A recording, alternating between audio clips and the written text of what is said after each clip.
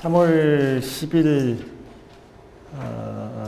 대통령 박근혜 탄핵 결정 나니까 그대로 마음이 좀 홀가분하죠. 뭐 짐을 내려놓은 것 같고,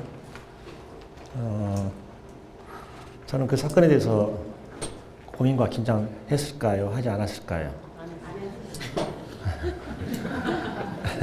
이렇게 어깃장을 전국에서 어깃장을 가장 잘 놓는 교육청이 전북교육청일 거예요.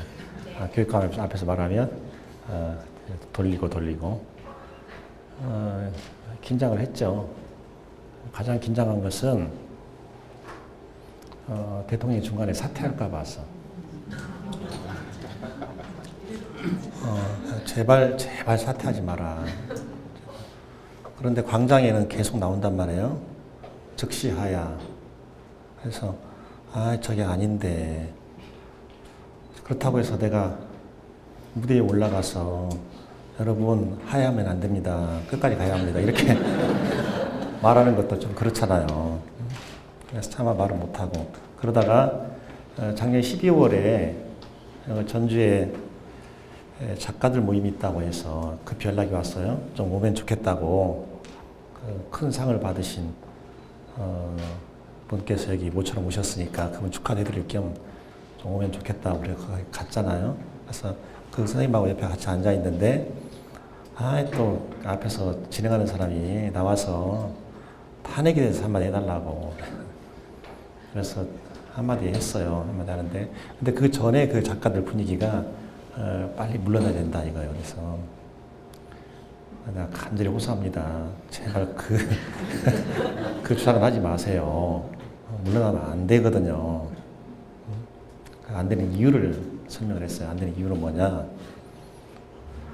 헌법재판소에서 탄핵 심판 절차가 진행되고 있는데 대통령이 나 그만두겠어라고 사표를 냈을 때 그 효력, 이게 정리가 안 돼 있거든. 정리가 안 돼 있거든. 그렇다고 해서 헌법재판소 재판관들이 헌법 전문가도 아니잖아요. 난리나게 생겼더라고. 근데 나는 그 혹시 보셨어요? 내가 SNS에 그 전에 지금 이 순간에 대통령이 사퇴를 하더라도 그것이 헌법재판소 탄핵심판을 기속하지 못한다. 효력 없다. 미리 글을 하나 써놨어요. 그걸 좀 참고하면 좋겠다 이런 뜻이죠. 우리가 오해하고 있는 게 있어요. 리차드 앤 닉슨, 미국 37대 대통령이죠. 이 사람이 그 하원에서 탄핵 소추 의결을 하니까 스텝다운 했다 이렇게 오해를 하고 있어요. 지금도 그렇게 신문에 글이 나오더라고요. 근데 아주 잘 모르고 있는 거예요. 그때 닉슨이 연루된 것은 뭐였습니까? 워터게이트 빌딩에 있는 미국 민주당 전국위원회 내셔널 커미티 그 사무실에 와이어태핑 기계를 갖다 꽂은 거거든요. 그거예요. 그런데 그 사람들을 행동 대우를 하려면 그 위험한 일을 그냥 할 리는 없잖아요. 그렇죠? 그럼 거기서 필요한 게 뭐예요? 돈이잖아요. 근데 그 돈이 어디서 나왔냐? 그게 닉슨 대통령 리일렉트 커미티예요. 재선위원회에서 나온 돈이란 말이에요. 박근혜 씨는 대통령 자리에 있을 때 습관적으로 수첩 쓰잖아요. 그죠? 근데 닉슨 대통령은 일할 때 습관적으로 테이프 녹음을 한대. 그러면서 자기 관련된 사람들에게, 자기 스태프들에게 말을 들었을 것 아닙니까? 엄청나게 몇 시간 동안에 되는 것을 거기다가 테이프를 다 감은 거예요. 근데 그걸 어디에 쓴다 그런 의도로 가지고 한 게 아니라 평소에 습관대로 이렇게 한 거예요. 캐치 잘하세요. 평소에 내 습관이 괜찮은가. 아주 익숙한 습관 거기에서 버리고선 톡톡 던지는 게 좋아요. 습관의 점검 필요하거든요. 그냥 녹음을 했던 거예요. 근데 특별검사가 그거 내놔 그랬잖아요. 못 내놔 이렇게. 그러다가 특별검사 해임시키고 그다음에 또 다른 사람 임명하고 저게 그러다가 이제 연방 대법원까지 갔잖아요. 연방 대법원에서는 내놔 했단 말이에요. 근데 그 순간에 미국은 어떻게 움직이고 있었냐면 그 광장에 미국 시민들이 미국 국민들이 촛불 들고 안 나갔단 말입니다. 촛불 기록이 없어요 여기는. 그래야 그 사람들이 한국을 희한하게 생각하는 거죠. 자기 할 일도 많을 텐데. 그리고 그 사람들 머릿속에는 휴일하면 뭡니까? 휴식이에요. 휴일하면 머릿속에 항상 가족과 함께 휴식 이거거든요. 근데 누가 거기 나가냐고. 그래서 미국 국민들이 광장으로 촛불을 들고 나간 적도 없어요. 그래서 그런 것을 그 국민의 분노감은 있죠. 분명히. 어떻게 대통령이 그런 짓을 할 수가 있어. 이렇게. 물론 우리나라는 뭐 아무것도 아니지만 우리나라는 뭐 온 가치를 다른 나라잖아요. 그렇죠? 아무것도 아니지만 하여튼 그 나라에서는 법이 규정하는 것, 또 헌법이 규정하는 것을 어겨서는 안 된다. 이 규범의식이 확고하니까 사람들이. 그래서 하원, 상원이 이제 움직이기 시작하는 거예요. 상원에는 세니트, 상원을 세니트라고 합니다. 세닛 워터게이트 커미티가 설치가 되고요. 하원은 주디셔리 서미티, 우리식으로 하면 법제사법위원회입니다. 여기서 관장을 해요. 그럼 어떻게 순서가 되느냐? 하원 법사위원회에서 쭉 검토한 다음에 거기서 이건 탄핵 사유화라고 의결을 하잖아요. 그럼 그것이 하원 본회의에 넘어가요. 하원 본회의에서 이건 소추하고 소추안을 의결하잖아요. 그럼 그것이 세니터로 상원으로 넘어가는 거예요. 그럼 상원에서는 다시 상원 어토게이트 커미티로 넘어가요. 어토게이트 커미티에서 의결하면 그 다시 상원 본회의로 넘어가요. 그래서 거기에서 의결하면 이제 거기서 파면이 되는 거예요. 그런데 닉슨은 어떻게 돼 있었냐?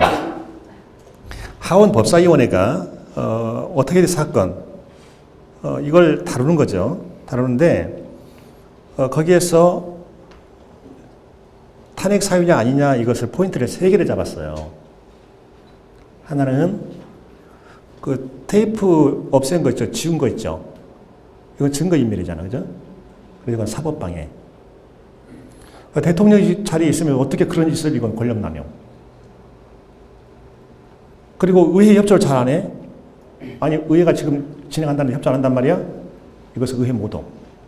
이 3가지를 잡았어요. 그리고 거기에서 아이템 하나하나 의결하는 거예요.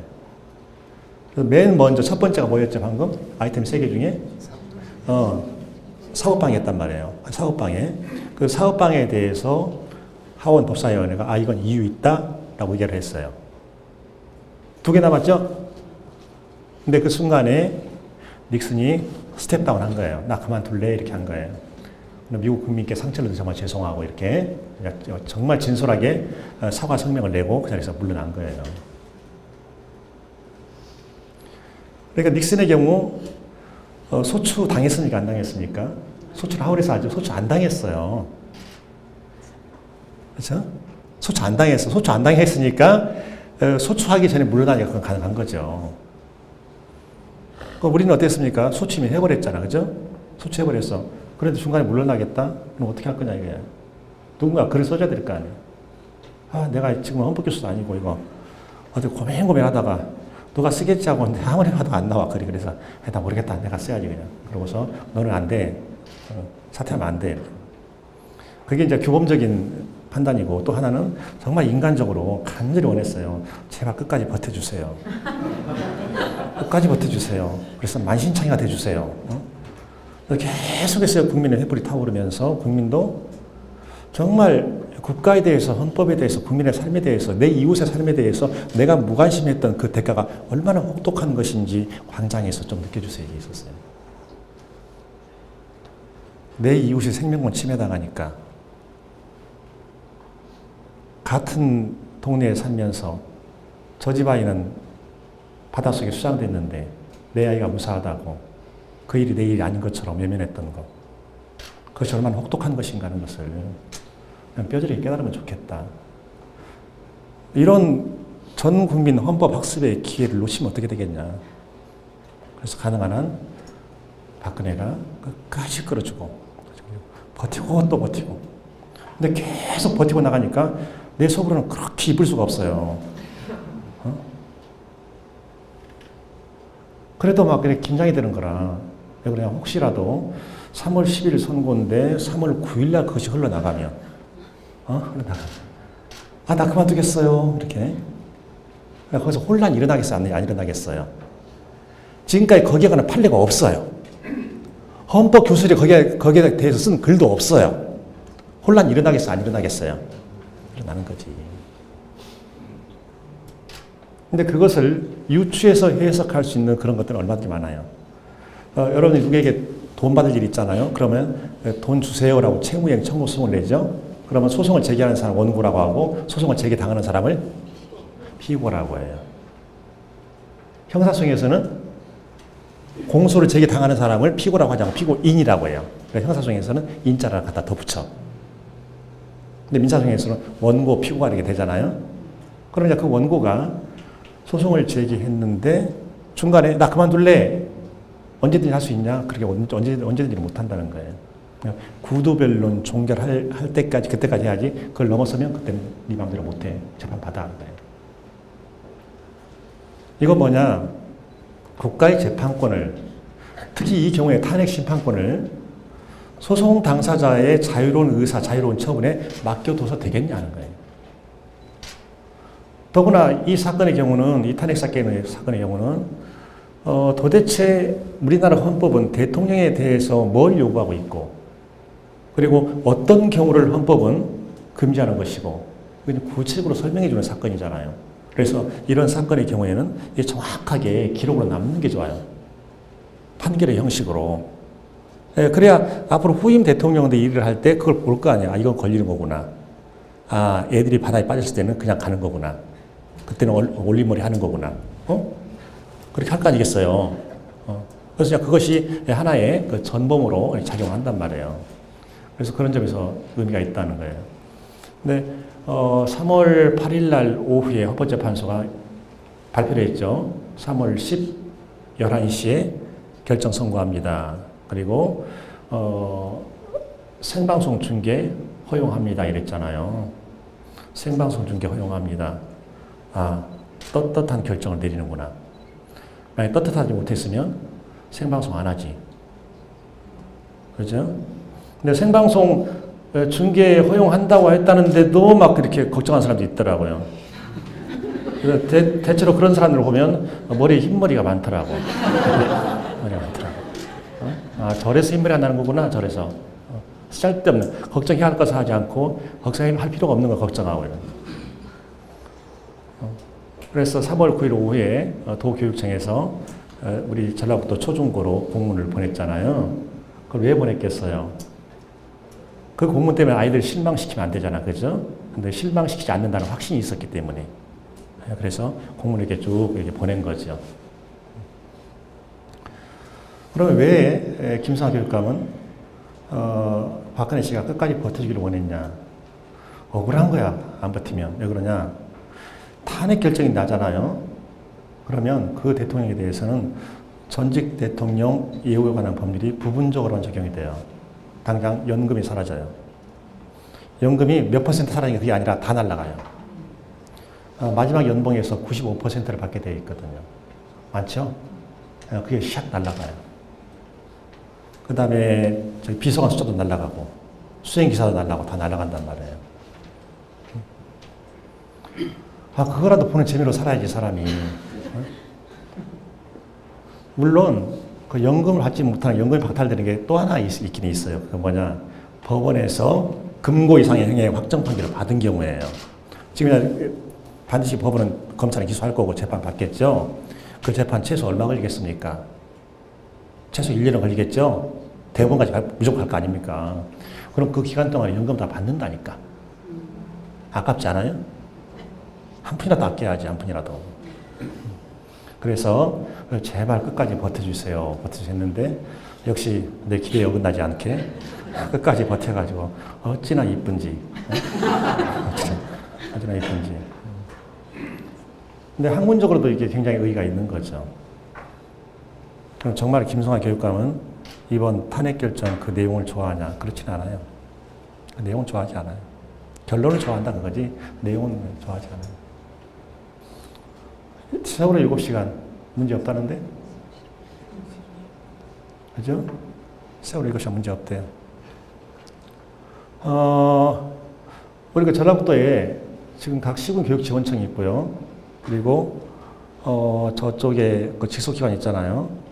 어느 날 교육감실로 교육장 한 분을 불러요. 그럼 뭐라고 말하냐면 이 과장 두 사람 나쁜 사람들이라고 하더라. 이유도 못 물어봐. 이유 물어보면 큰일 나. 무엄하게 어떻게 이유를 물어봐. 그 이유가 뭐죠? 큰일 나, 그건. 거기서 끝장이야. 예. 맞단 말이에요. 그러냐 장관이 이제 문기적거려, 계속. 그러면 그 사람들이 잘못한 게 없거든. 얼마 또 지났어, 세월이? 아직도 있나요? 그래서 결국에 그 국장, 과장이 지켜서 나갔죠. 여기 계신 분들 다 지금 직업공무원입니다. 직업공무원이에요. 자, 중앙부처에서 대통령 한마디에 그 수첩 하나에 국장, 과장이 순간적으로 날아갔다. 어떻습니까? 단순하게 숫자 2가 날아갔습니까? 아니면 직업공무원제 전체가 얼어붙었습니까? 전체가 얼어붙은 거예요. 단순한 숫자 2가 아니라고요. 근데 그것도 탄핵사유가 아니라는데? 도대체 그 결정 내용에 대해서는 이해를 못하겠는데, 이해를. 그리고 미르재단, K스포츠재단 돈 준 거 있죠? 거기에 돈 내라고 그랬잖아요. 출연금이라고 하나요? 출연금 내라고 했잖아요. 그 부분은 뭐라고 했냐면 헌법 제15조가 규정하고 있는 기업의 영업활동의 자유와 헌법 제23조가 규정하고 있는 기업의 재산권을 침해하는 것이다 이랬습니다. 그러면 기업 총수는 뭐가 됩니까? 피해자가 됩니까? 이상하지 않아요? 지금 다행히도 요즘에 흘러나오는 말을 들어보니까 불구하고 검찰 특수부는 강요도 되고 그다음에 뇌물도 되고 양쪽으로 다 보겠다 이런 말이 나오더라고요. 그나마 다행이죠. 그나마. 어떤 사람은 그런 말을 합니다. 헌법재판소 재판관이 9명인데 1명 빠져서 8명인데 그 8명에 의해서 국가 운명이 좌우된다. 이건 너무 심한 것 아니냐. 어떻게 생각하세요? 위험할 수 있죠. 그렇죠? 위험할 수 있지 이게.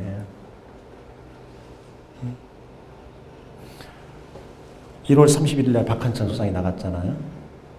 그 다음에 3월 13일자로 이정미 권한대행이잖아요. 외국은 어떻게 하느냐? 외국은요, 특히 프랑스, 거기는 헌법평의회거든요.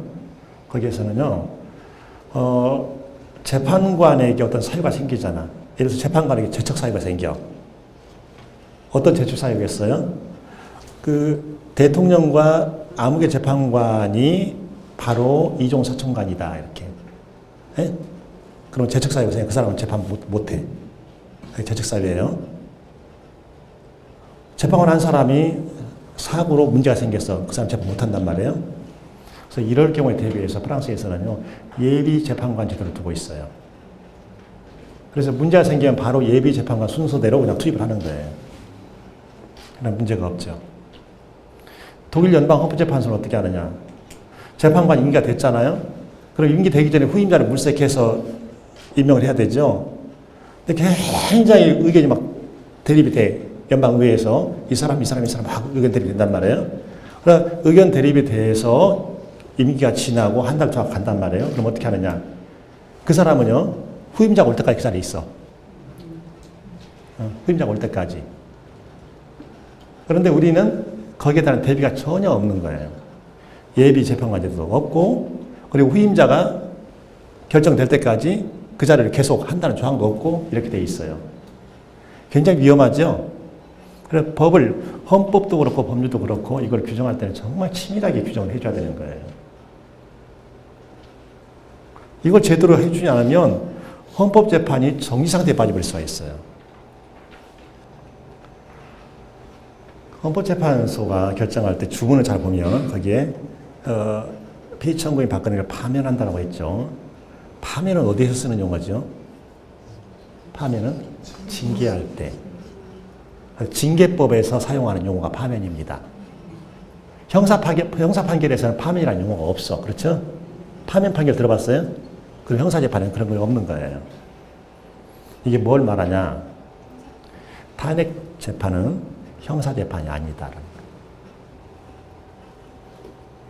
만약에 탄핵 재판이 형사재판이면 지금 수사 못해요. 그러나 이미 형사재판 한번 받았는데 수사 못하는 거야. 근데 탄핵 재판이 형사재판이 아니니까 지금 검찰이 수사를 하고 있는 거예요. 그래서 탄핵 재판과 형사재판 사이에는 이중처벌 금지의 원칙이 적용되지 않는다라는 거예요.